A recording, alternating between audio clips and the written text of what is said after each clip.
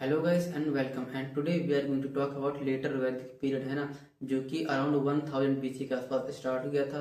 और इस वक्त लोगों ने लोहे की खोज कर ली थी। और इसके जो प्रूफ मिले हैं वो मिले हैं अतरंजी खेरा और जखीरा में, जो कि वेस्टर्न यूपी में है। तो वहाँ पे लोगों ने लोहे के टूल्स बनाकर जंगल साफ करना शुरू कर दिए थे। और काफ़ी फर्टाइल लैंड थी जंगल के कारण, है ना। और गंगेटिक प्लान के ऊपर लोगों ने जमीन बनाना शुरू कर दी, मतलब कि खेती बाड़ी करना शुरू कर दिए थे। तो लेटर वैदिक पीरियड में जो स्क्रिप्ट है, टेक्स्ट वगैरह है, तो उसमें मेंशन किया गया है कि गंगा नदी के बारे में, यमुना नदी के बारे में। लेकिन एक और नदी के बारे में मेंशन किया गया है, जो सबसे ज़्यादा मेंशन किया गया है वो है गंधक। गंधक रिवर, है ना, जो साधन नीरा भी कहा गया है। गंधक रिवर जो है उस सबसे ज़्यादा मेंशन किया गया है, इसको साधन नीरा नदी भी कहा गया है ना गाइस। तो अपन लोग इसकी इकोनॉमी के बारे में बात करते हैं गाइस। बस इस टाइम की इकोनॉमी की बात करें तो कैटल इस टाइम पे बहुत ज़्यादा इम्पोर्टेंट थी, है ना। लेकिन लैंड जमीन उससे भी ज़्यादा इम्पोर्टेंट हो गई थी, है ना। और इसे राष्ट्र भी कहा गया है। लेटर वैदिक पीरियड के टेस्ट में इसे राष्ट्र भी कहा गया है। तो जो राजन होता था वो ज़्यादा से ज़्यादा जमीन पर कब्जा करने के लिए बैटल करता था, है ना। और इस वक्त जो ये कह सकते हैं कि लैंड सबसे ज़्यादा मोस्ट इकोनॉमिक कमोडिटी थी। भाई इस टाइम पे जो एक एग्रीकल्चर की जो मोस्ट इम्पोर्टेंट कमोडिटी थी वो थी वीट, बार्ली, राइस, है ना। तो गोधमा गोधमा जिसे वीट कहते हैं, व्रीहि जिसे राइस कहते हैं, और बार्ली मतलब युवा, है ना। तो ये सब अब मतलब कि अलग अलग वर्ड थे, है ना। इस टाइम पे टैक्स का कोई प्रावधान नहीं था, है ना। कोई सिस्टम नहीं था। लोग अपनी खुद की मर्जी से बाघा और बाली के फॉर्म में एग्रीकल्चर कमोडिटीज अपने राजा को गिफ्ट दान देते थे, है ना। चलिए गाइस, अगर अपन लोग लेटर वैदिक पीरियड की पॉलिटी की बात करें तो इस वक्त जो सभा और समिति था इसका पॉलिटिकल रेलेवेंस खत्म हो गया था, है ना। और जो विधाता था उसमें वुमेन्स का पार्टिसिपेशन भी खत्म हो गया था। और इसके साथ साथ जो किंग की पावर है वो ज़्यादा बढ़ गई थी, किंग की इम्पोर्टेंस भी ज़्यादा बढ़ गई थी। और उसके लिए नोबल्स और प्रिस्टली क्लास उनको असिस्ट कर रहे थे, है ना। जिससे हुआ ये था कि किंग की ज़्यादा पावर बढ़ गई थी। और इस टाइम पे सेक्रीफाइसियल रिचुअल्स भी ज़्यादा बढ़ गए थे, मतलब, है ना, कि किंग अपने आप को ज़्यादा पावरफुल दिखाने के लिए सेक्रीफाइस रिचुअल्स करवाने लगा था, है ना। तो चलिए एक के बाद एक पढ़ते हैं कौन कौन से रिचुअल्स थे। जो सबसे पहला रिचुअल है वो है राष्ट्रीय यज्ञ। इसमें राजा का राजतिलक होता है और इससे राजा को ये अथॉरिटी मिल जाती है कि राज करने की अथॉरिटी मिल जाती है राज्य पर, है ना। और सेकंड है वाजपेयी यज्ञ। वाजपेयी यज्ञ में स्पोर्ट्स, खेल कूद ये सब होते हैं और चैरियट रेस होती है। और साथ में फीस्ट का आयोजन किया जाता है, मतलब भोज का आयोजन किया जाता है वाजपेयी यज्ञ में। और जो थर्ड है वो है अश्वमेध यज्ञ। तो इसमें होता ये है कि एक स्वस्थ घोड़ा चुना जाता है ना, और उसे सजाया जाता है रानी के द्वारा। और फिर उसको थोड़ा सा थोड़ी सी चोट दी जाती है और उसे खुला छोड़ दिया जाता है ना। तो वो जहाँ जहाँ जाता है वहाँ पर अगर लोगों ने उसको कैप्चर नहीं किया, उसको जाने दिया, मतलब कि वो लोग राजा की अथॉरिटी को मानते हैं और उनके अंदर काम करने के लिए रेडी रहते हैं, है ना। और अगर किसी ने कैप्चर कर लिया तो इसका मतलब ये होता है कि उन लोग राजा की अथॉरिटी नहीं मानते हैं और उनसे युद्ध करने के लिए तैयार हैं। तो कुल मिला के ये एरिया बढ़ाने का मतलब कि, है ना, ज़्यादा एरिया कब्जा करने के लिए ये सब किया जाता है। अगर किसी ने घोड़े को पकड़ लिया तो मतलब कि फिर युद्ध होता है, क्योंकि वो उनके राजा की अथॉरिटी नहीं मान रहे हैं मतलब, है ना। तो ऐसा होता है।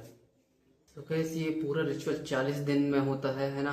और आखिरी दिन क्या होता है, घोड़े को वापस लिया जाता है और घोड़े की बलि दी जाती है। 21 बांझ स्टेराइल काऊ और 200 से ज़्यादा बुल की बलि दी जाती है फिर आखिरी दिन, है ना। तो यही है आखिरी रिचुअल। अश्वमेध ये कब इनफेमस हर कोई जानता है ना। तो चलिए अब आगे नेक्स्ट टॉपिक में पढ़ते हैं। तो गैस अब अपन लोग बात करते हैं सोसाइटी के बारे में लेटर वैदिक पीरियड में, है ना। तो ऋग्वेद में टोटल 10 मंडल से 10 मंडल में से 2 से 7 मंडल्स जो हैं वो अर्ली वैदिक पीरियड में बनाए लिखे गए थे। और बाकी लेटर वैदिक पीरियड में, है ना। तो उसमें जो 10वां है वो सबसे ज़्यादा इम्पोर्टेंट है। उसमें पुरुष संहिता के बारे में, पुरुष सूक्ति के बारे में बताया गया है ना। जिसमें बताया ये गया है कि जो ब्रह्म है, मतलब कि उसमें डिवाइड कर दिया गया है लोगों को 4 वर्गों में, है ना। और वो भी बर्थ बेस्ड, है ना। तो जैसे कि जो है ब्राह्मण क्या है? ब्राह्मण ब्राह्मण है, ब्रह्मा के मुंह से इमर्ज हुए हैं। जो क्षत्रिय हैं वो चेस्ट और शोल्डर से इमर्ज हुए हैं ब्रह्मा के। और जो वैश्य हैं वो पेट और जांग से इमर्ज हुए हैं ब्रह्मा के।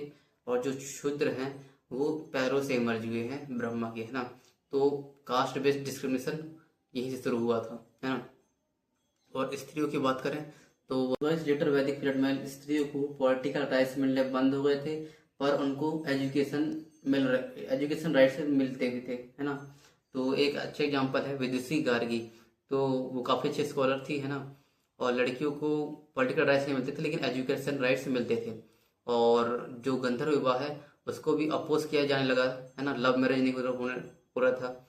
और जो अनुलोम है मतलब कि एक हायर कास्टमैन लोअर कास्ट में शादी कर सकता था, ये था अनुलोम। मतलब कि ओके था, एक्सेप्टेबल था समाज में। लेकिन जो प्रतिलोम था मतलब कि lower caste man upper caste women शादी नहीं कर सकता था, है ना। Upper caste women lower caste में शादी नहीं कर सकता था, तो इसका अपोज किया जाता था, ये ओके नहीं था।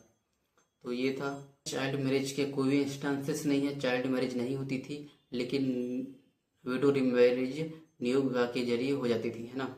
इस टाइम पे गोत्र भी बताया गया है, इसमें ये बताया गया कि एक ही गोत्र में लोगों को भी शादी नहीं करनी चाहिए, है ना। जैसे एक लड़का कश्यप गोत्र का है तो वो कश्यप गोत्र की लड़की से शादी नहीं करेगा, क्योंकि इससे ब्लड ऑलरेडी ब्लड रिलेटेड है, एक ही पूर्वज है, कश्यप ऋषि इनके पूर्वज है ना। तो ये कहा गया कि इससे ब्लड रिलेशन ऑलरेडी है, ये बताया गया।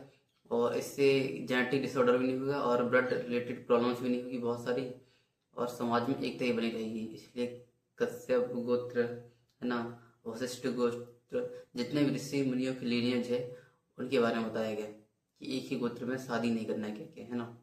अगर इस ओवरऑल ये कह सकते हैं कि एक ही गोत्र में शादी करना आइडियल नहीं माना जाता था, है ना। तो गैस और अपन लोग यहाँ पे इस टाइम पे 16 संस्कार का भी कॉन्सेप्ट निकला गया, है ना। जिसमें जो कुछ इम्पोर्टेंट है वो मैं आप लोग को बता रहा हूँ, 16 संस्कार में से इम्पोर्टेंट वालों को बता रहा हूँ, है ना। तो पहला है गर्भधारण संस्कार। जब बच्चा पैदा होने वाला रहता है तो उस वक्त योग्य संतान का जन्म हो, इसलिए वो संस्कार किया जाता है। फिर दूसरा है नामकरण संस्कार, है ना। तो बच्चे का नाम रखने के लिए करने वाला संस्कार।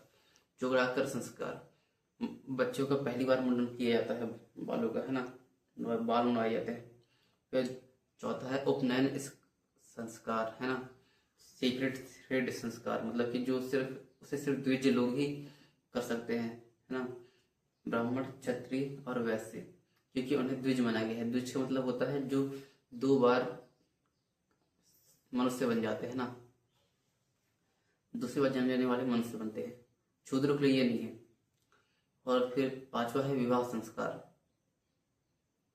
शादी का संस्कार, है ना। और फिर 6th है अंत्येष्टि संस्कार, मतलब मृत्यु के बाद किए जाने वाला संस्कार, है ना। तो ये सभी लोग के लिए, लेकिन उपनयन संस्कार शूद्रों के लिए नहीं था, है ना। दोस्तों इस टाइम पे आश्रम व्यवस्था भी स्टार्ट हो गई थी, है ना।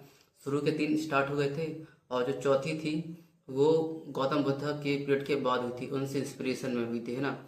जो पहली थी वो है ब्रह्मचार्य, वो स्टडी पीरियड होता था और उसमें ब्रह्मचार्य का पालन करना पड़ता था। सेकंड है गृहस्थ आश्रम, है ना। तो गृहस्थ में मैरिड लाइफ होती थी और उसकी रिस्पॉन्सिबिलिटीज होती थी।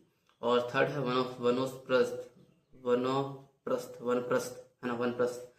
तो उस टाइम पे लोग पार्शियल रिटायरमेंट ले लेते थे अपनी हाउस होल्ड लाइफ से और एनलाइटनमेंट की ओर चले जाते थे, है ना।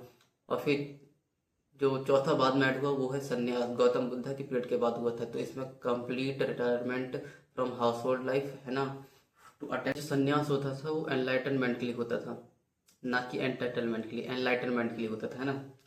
तो गाइस जो अपना नेक्स्ट टॉपिक है वो है religion in letter Vedic period. तो गाइस जो अर्ली वैदिक गॉड्स है जैसे कि इंद्र, अग्नि, वरुण, है ना, तो उनका रेलेवेंस खत्म होने लगा।